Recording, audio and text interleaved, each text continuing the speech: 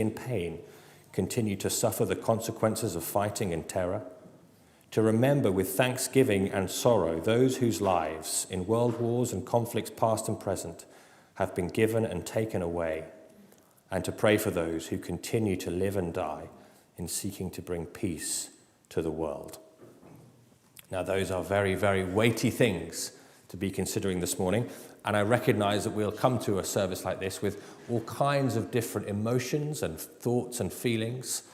People feel all kinds of different things about commemorating remembrance. But wherever we're coming from this morning, I'm convinced the very best thing that we can do as we begin is to focus on God and to worship him together. And that's what we do in the words of our founders. God, our help in ages past.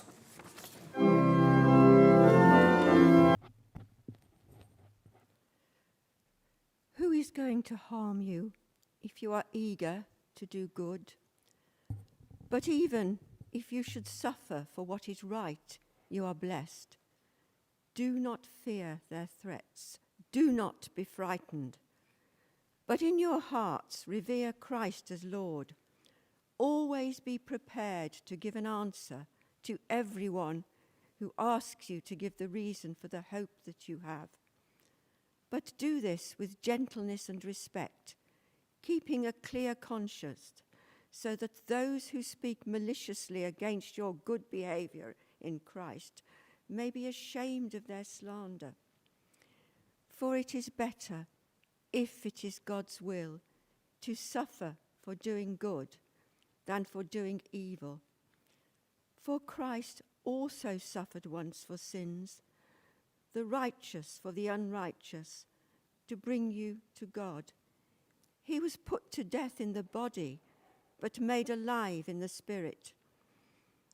After being made alive, he went and made proclamation to the imprisoned spirits, to those who were disobedient long ago, when God waited patiently in the days of Noah, while the ark was being built. In it, only a few people, 8 in all, were saved through water.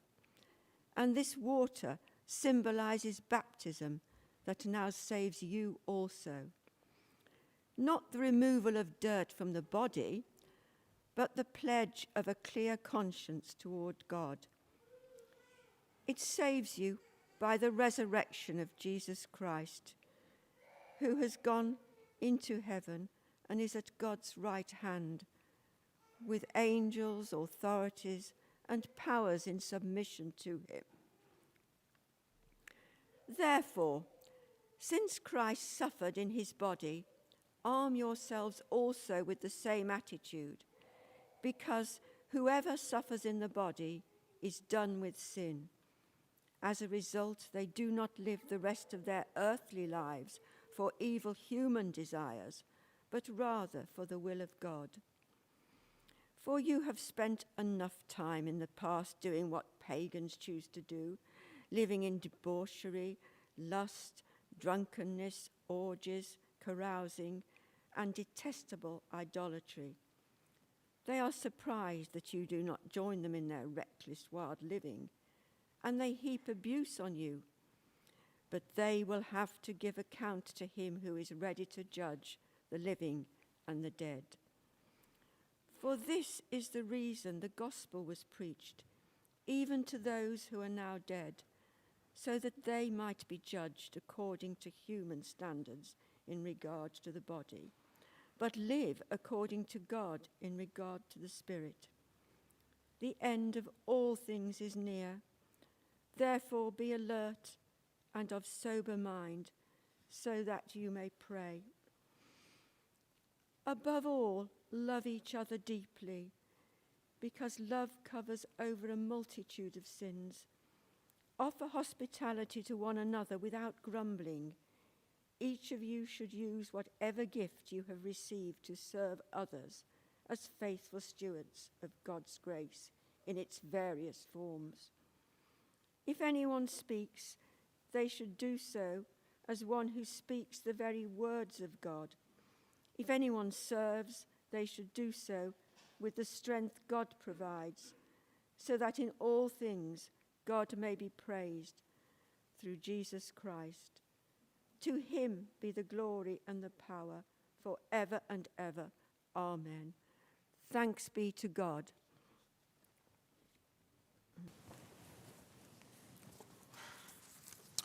Well, I think that sonnet by Malcolm Guite brings into sharp focus what I think is actually a challenge for us every year as we come to Remembrance. And the challenge is this: how do we honour those who have given their lives in war without either sanitising or even glorying in war itself? That's a challenge all the time when we come to these significant moments, national remembrance. But I think it's especially a challenge today, this year, because of the war going on in Europe at the moment. I don't know what your sort of emotional reaction was when the war broke out earlier this year.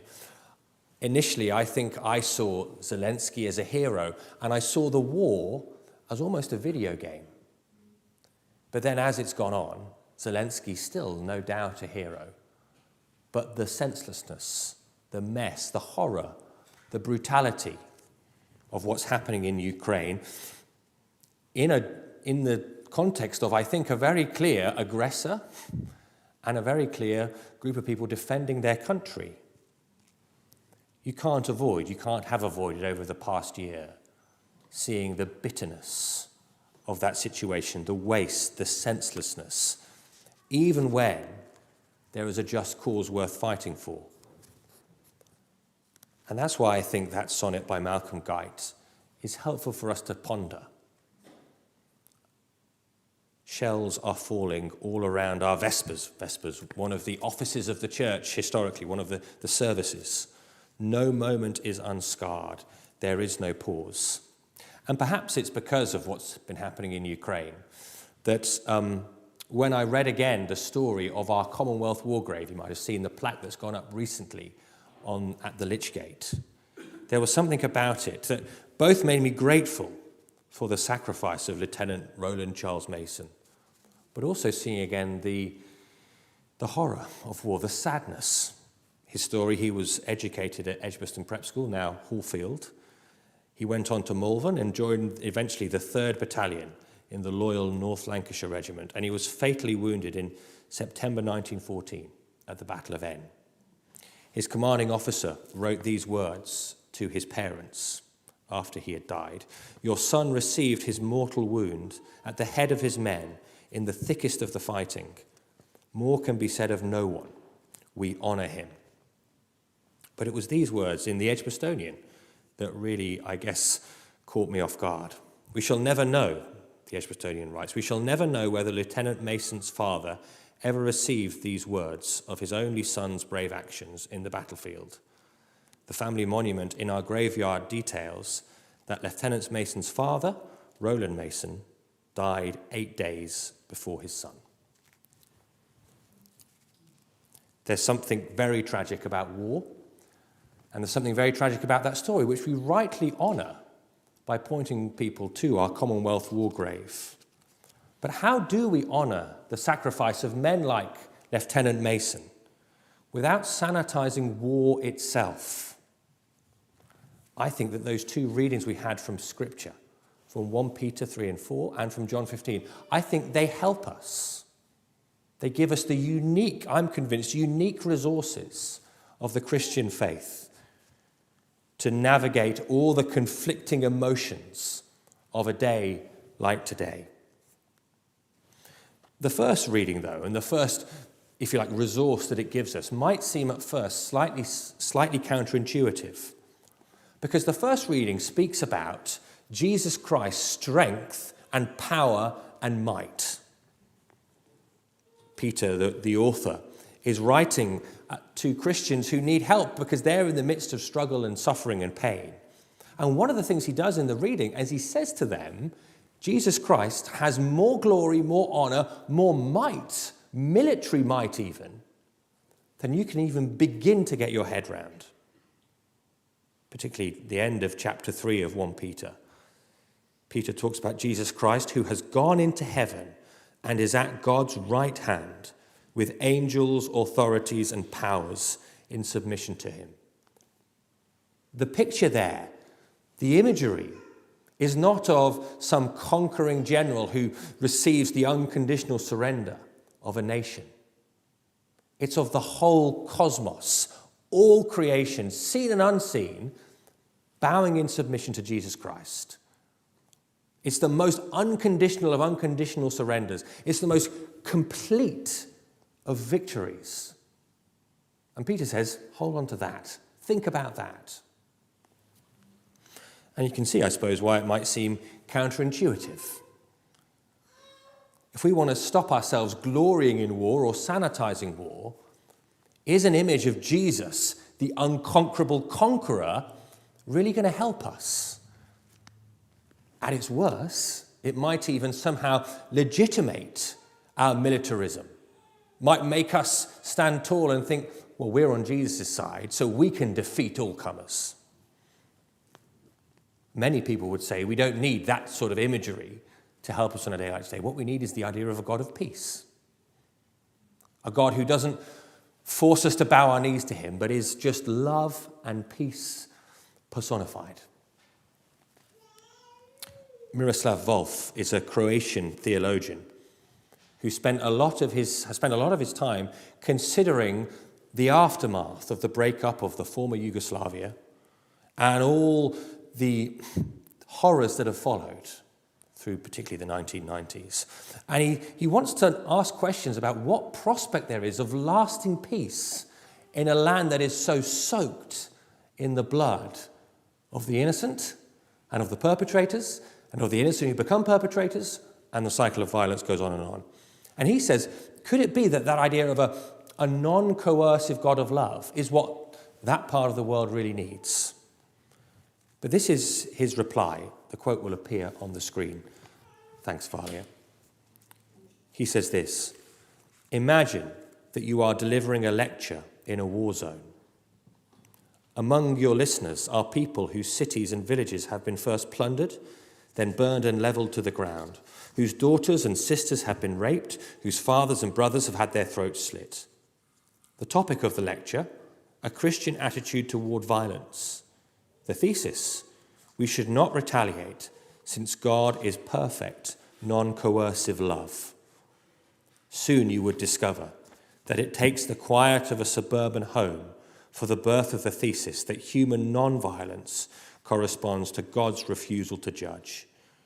In a scorched land soaked in the blood of the innocent, it will invariably die. The point he's making is that it's all very well sitting here or standing here this morning and say we need a God of peace. But when we think about what happens in war, when we consider the way that innocent people are brutally treated, it's very difficult to just say to them, well, don't retaliate, don't do anything about it because God is love.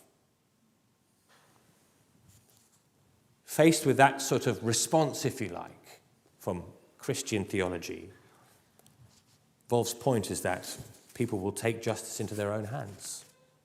They'll say, well, if that's all you've got for me, why should I not retaliate? Why should I not seek vengeance? And that is what happens. That is how wars go on and on and on, and violence escalates.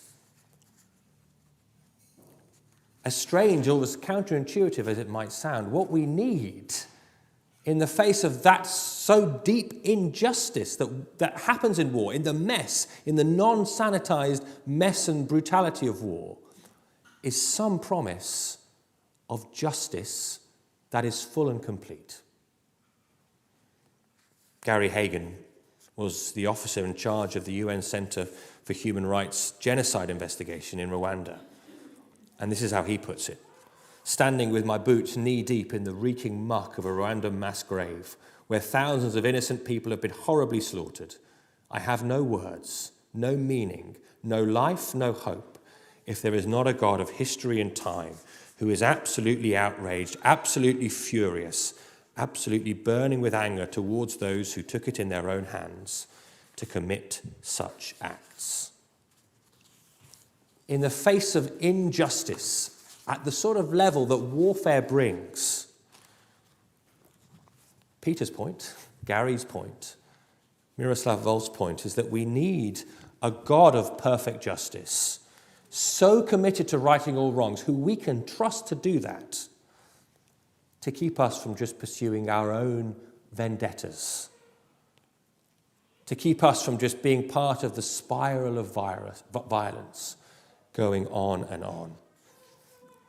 Do you see the point? Far from Jesus, this great, all-powerful judge, being a problem, it might be the thing we need most of all in response to the brutality of violence and warfare today.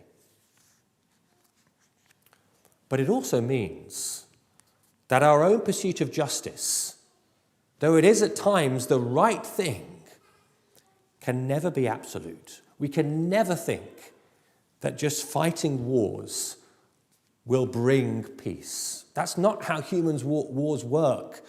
We'd love it to be so, wouldn't we? We'd love it to be the case that we just somehow manage to wage such a perfectly just war that conflicts are solved forever. But human beings do not have that power within them. So on a day like today, we can never simply glory in war, never simply say it is a good thing. We need a God of justice who sees and understands the bigger picture. But you might well be asking, how can we trust Jesus to be this sort of judge? That feels like a lot to put on him. How can we trust him to be the sort of judge that we need?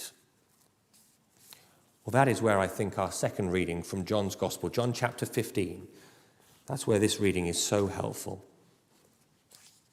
Because we see in the life of Jesus not only the power and authority to judge, but also to do that completely justly, because he will meet the demands of justice in himself. John chapter 15 talks about Jesus' sacrifice of love.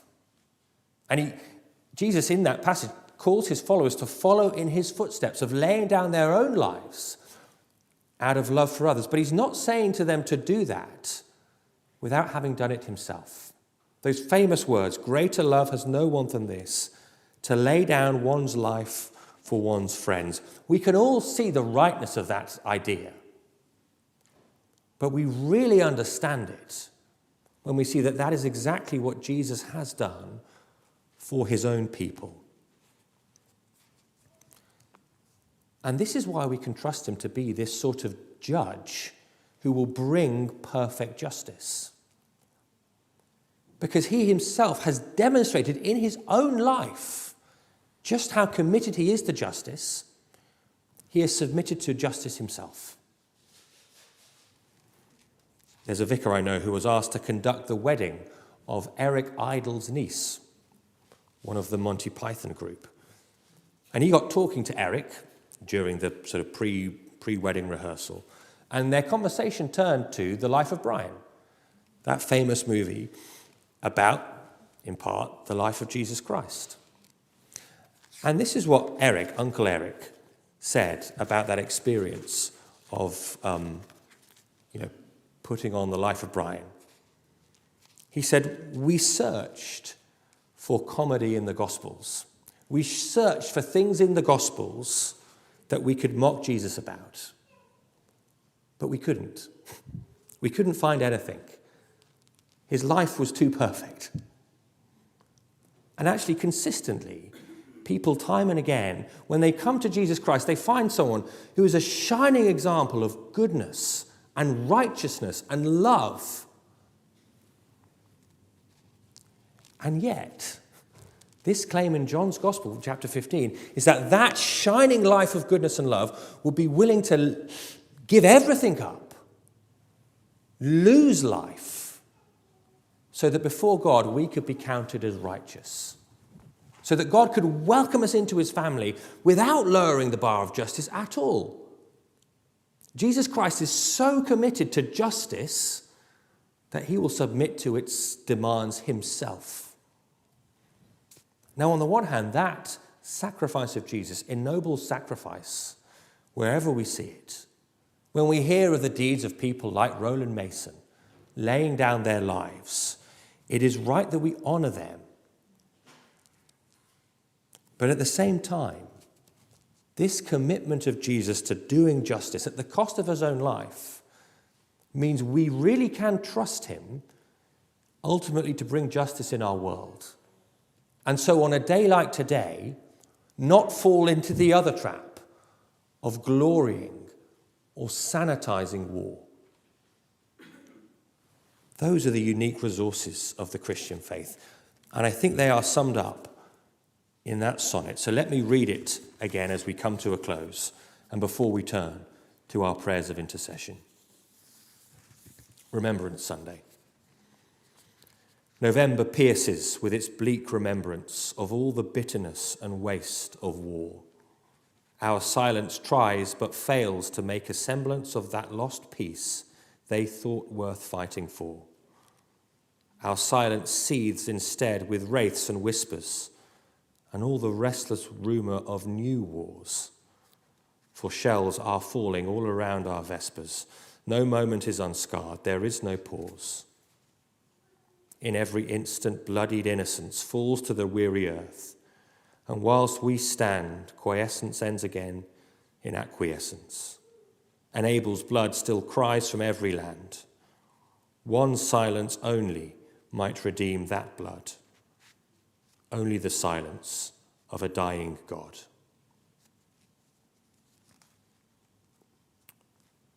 Take a few moments in our own hearts to respond, and then Andy Patton's going to come and lead us in our prayers of intercession.